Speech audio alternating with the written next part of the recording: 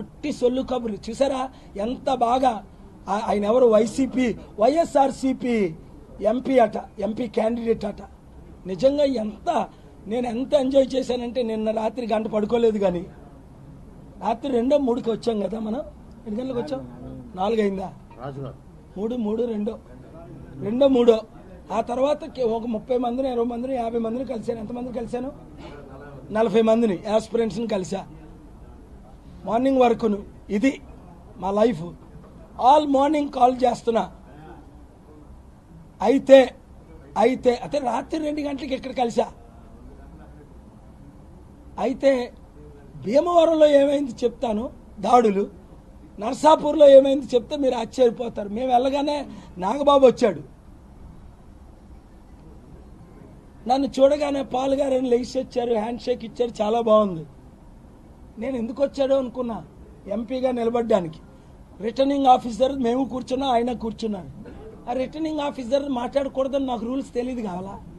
నాగబాబు తమ్ముడా, నువ్వు నాకు వ్యతిరేకంగా కంటెస్ట్ చేస్తావా ఇదే నర్సాపూర్ ఎంపీకి? తప్పు తప్పు తప్పు అన్నాను. అందరూ వింటుండగా అది రికార్డ్ అవుతుంది. నేను వచ్చిన తర్వాత ఇంకెవరైనా కంటెస్ట్ చేయొచ్చా? చేస్తానంటే చెయ్యండి, డిపాజిట్లు రావు. లేదా పాల్ అభివృద్ధి చేయగలరు, అమెరికా లాగా ఆంధ్రాని చేయగలరు, నర్సాపూర్ని నేషనల్ టెన్నసీ అమెరికా లాంటి సిటీ చేయగలరు. ప్రెసిడెంట్ ప్రైమ్ మినిస్టర్ వచ్చే 10,000 రన్వే వేస్తా నర్సాపూర్లో. ఎంత? ఎయిర్పోర్ట్ 10,000 ఫీట్ రన్వే వేస్తా. ఎంతకాలంలో? ఒకే ఒక సంవత్సరంలో. నా ఏరోప్లేన్ దిగాలంటే 10,000, నాకు 2 747 ఉన్నాయి. 10,400 ఫీట్ రన్వే వేస్తా ఒకే ఒక సంవత్సరంలో. అది చంద్రబాబు నాయుడుకి బాగా తెలుసు, అందరికంటే. కాంగ్రెస్ నేతలు అహ్మద్ పటేల్కి అందరికీ తెలుసు. అందుకే అంటారు 1,00,000 కోట్లని ఇవ్వండి సార్ అని. నా డబ్బులన్నీ సీజ్ చేశారు, మళ్ళీ 1,00,000 కోట్లు అడుగుతారు. నా దగ్గర 1,00,000 రూపాయలు లేవు, ఉన్నాయి సీక్రెట్గా అనుకుంటున్నారు. నీతి నిజాయితీకి మారు పేరు మనం.